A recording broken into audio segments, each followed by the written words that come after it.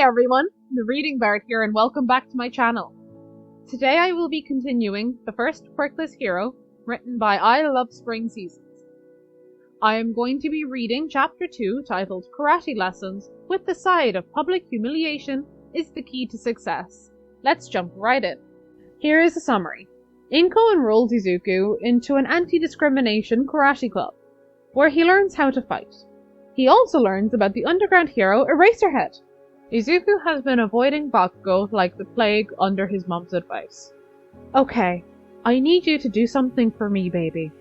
And I know this will pain you, but it's to keep you safe. I want you to stay away from that boy and his followers completely. So, no getting involved when they're hurting people, even if it kills you. Because, right now, you're doing more harm than good. When the time is right, you can step in again and help. But only when it's right. Okay? Promise me that. Izuku exhaled slowly. I promise, Mama. The woman smiled softly before ruffling his curly hair. At first, it was anything but good. He felt so helpless. Well, more helpless than before. When he saw Spikes bullying another kid, he was about to step in before remembering his mom's words. Then the boy quickly scuffled away.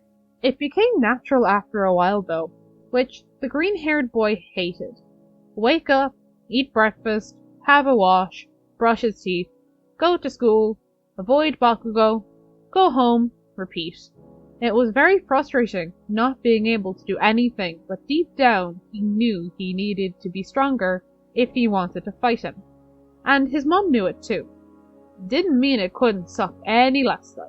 The green-haired boy was minding his own business again, secluded in his own little area, which he thought no one knew about. Keyword, thought. The boy was in his own little headspace before he heard it. That annoying voice, which he just wishes would go away. The thing with Blood Eyes is he claims that he hates Midoriya. Yet, he's always the one to come over to him. Which is just so contradictory. If Loudmouth over there doesn't even like me, why does he still come over to me? Stupid prick. Oi, Deku, where the hell have you been? Bakugo screeched. Don't say anything stupid, don't say anything stupid, don't say anything stupid, the younger boy kept repeating to himself.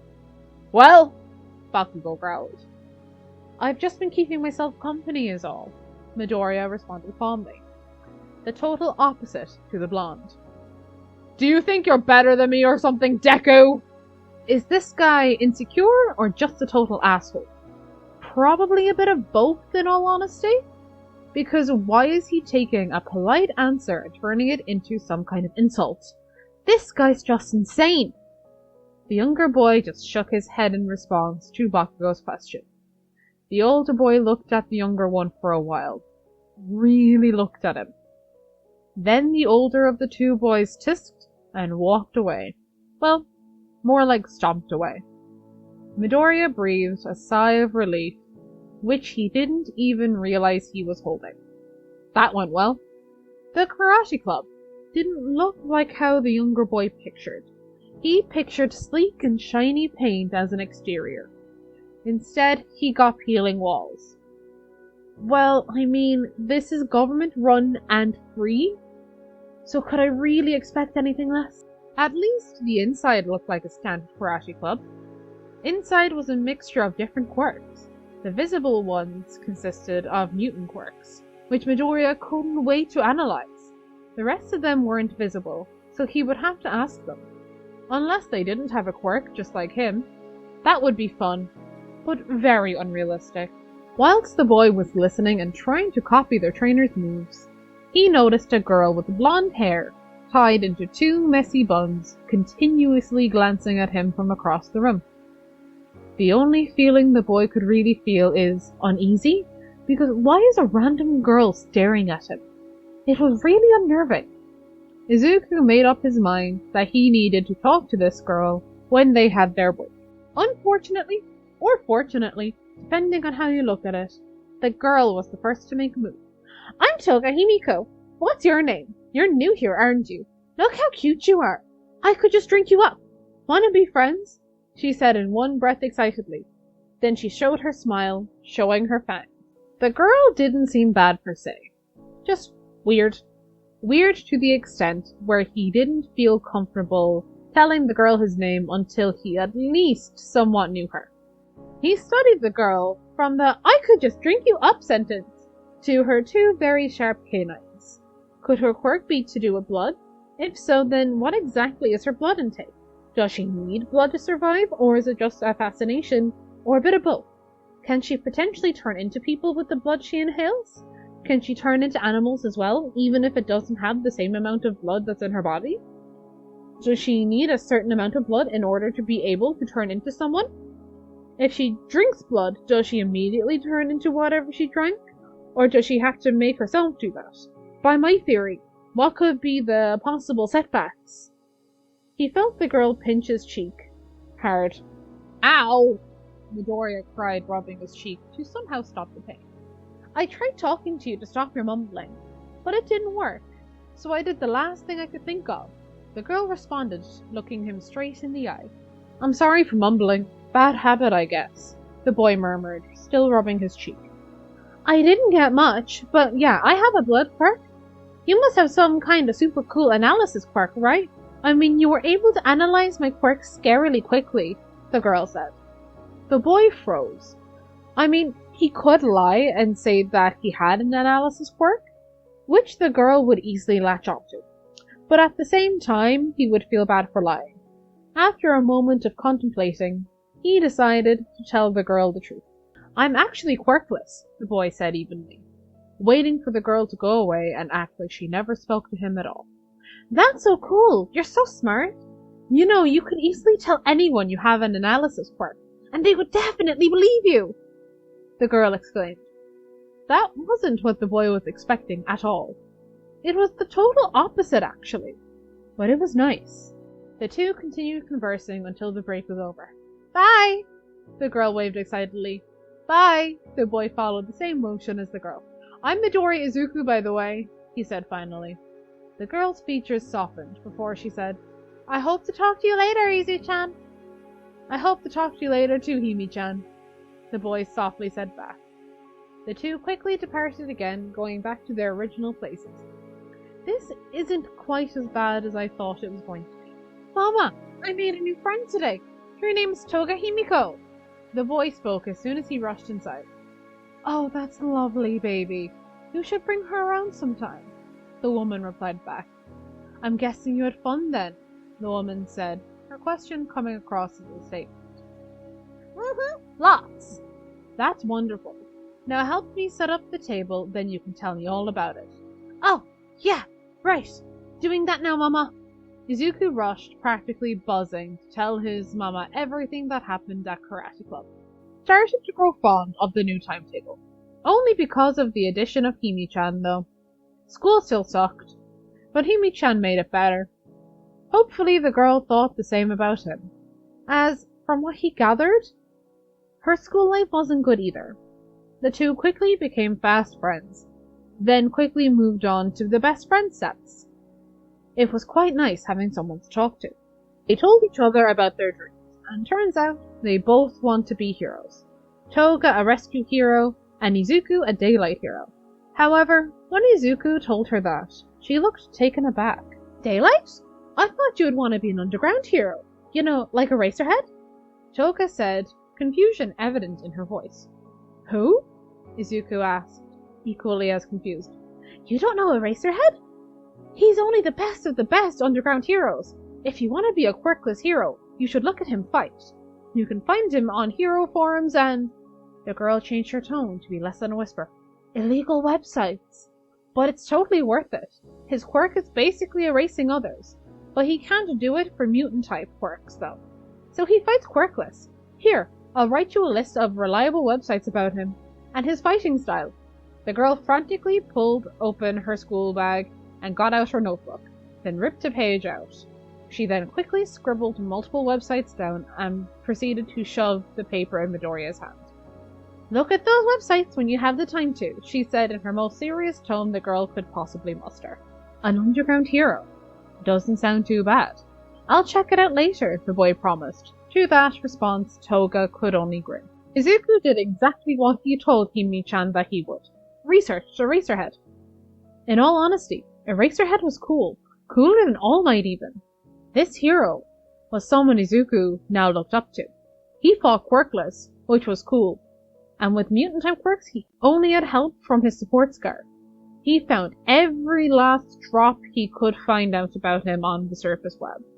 The boy swore to himself that he was going to hack in order to be able to find out more.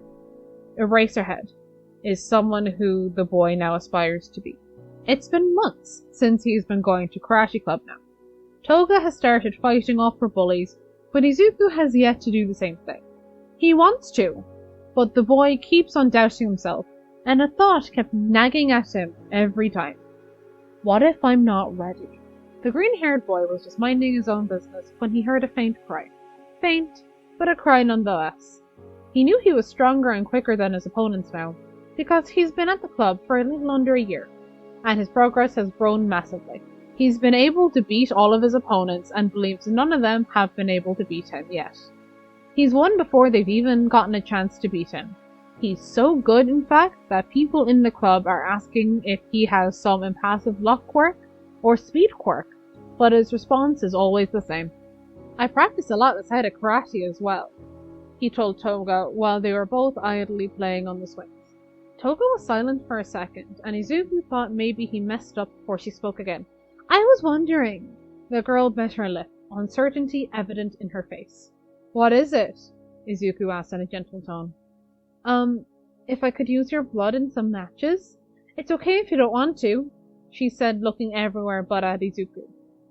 Sure you can, the boy responded easily, without any hesitation. The girl's head snapped up to look into his eyes. What? She asked Faith. You can have it. I've been meaning to ask you if you wanted any of my blood anyway, but I wasn't too sure when it was appropriate, the boy responded earnestly. Thank you, the girl whispered. No problem. That's what friends are for, right? I'll have the blood in around 3 days max, the boy said in a matter-of-fact tone. With that, they basked in comfortable silence once more. The boy was brought back to the present when he heard an even louder cry, and he knew exactly what he needed to do. After searching for a few minutes, he found the cause of the noise. Blonde Bitch and Co. were standing around another person. He didn't know who it was, though. Just that it was someone in need. Izuku marched over like a kid on a mission. When he placed himself between the bullies and the victim, Bakugo was the first one to pipe up. Well, well, Deku wants to act like a hero again. How sad. Not his bullshit again. It's way too early for this. I'm here to stop you from fighting him. What did he even do to you, you big-headed bully? Izuku screamed near the end, unable to suppress his anger. But he quickly tamed it, remembering the words from his trainer. Even when you're angry, you should try and remain calm, no matter how difficult it may seem. When you're angry, your aim and formation may become sloppy and leave you wide open to attacks. Always remain rational. Remember those words. Alright, Deku, move it before I hurt you instead, the blonde said, making popping sounds with his explosions, threateningly. No, the green-haired boy responded defiantly. Okay then, Bakugo said, smirking. Don't say I didn't warn you. Looked like his goonies were getting ready to attack as well, but Midoriya was quicker than all three of them. He grabbed Bakugo's right arm, and using that arm, he forcefully pushed Bakugo into the sand face first. Next, Bird Brain came charging at him, and Midoriya jumped at the last second. Then using his right hand, the green-haired boy grabbed hold of a wing, and flew the other boy across the field, where he scattered somewhere. Next, Knockoff Armstrong. The boy quickly extended his fingers towards Midoriya, but Midoriya was ready. He swiftly grabbed a hold of Long Fingers, and using that momentum, he delivered an upper kick once he got close enough, which ended with Stretchy lying flat on his back, groaning. All three boys laid there groaning and wincing in pain. The victim looked up at him, with stars in his eyes. Thank you, thank you, thank you, the boy that looked to be in year 4 said repeatedly. Oh, it's nothing really, I just wanted to help, Midoriya responded nervously, while scratching his head. boy just smiled gratefully, then ran away, and Midoriya imagined it was to find his friends. Before he could fully run away, however, Midoriya grabbed his arm. Take out your phone if you have one, and take a picture of these three. You see that spiky one over there? He has a massive ego, and this will be a total blow to it. Once you've taken all of those pictures and send it to your friends, Midoriya says wickedly. The other boy smiled sadistically, and did exactly as the younger boy said, then gave the younger boy a thumbs up gesture. The older boy was halfway across the field before he shouted out to Midoriya, "Hey, do you want to come meet my friends?" The older boy asked happily. The younger boy could only nod frantically before running off, but not before giving the scattered bullies one last glare. That day, both boys darted across the field, laughing maniacally about the whole display and what was to come. Alright, and that has been chapter 2 of the first Quirkless hero. This fic is such an amazing read. Also, I love Eraserhead so much. I'm so glad Izuku looks up to him now. Eraserhead is literally my favorite hero in all of My Hero Academia. So I'm always so excited when he appears. Alrighty, feel free to like and sub and drop a comment if you want to yap about this. I'm happy to yap about it. I really love this fic. I'll happily talk about all the fics I do in the comments with anyone who wants to yap about them. Anyway, I hope you enjoyed. I will see you all next time. This has been the Reading Bard. Bye!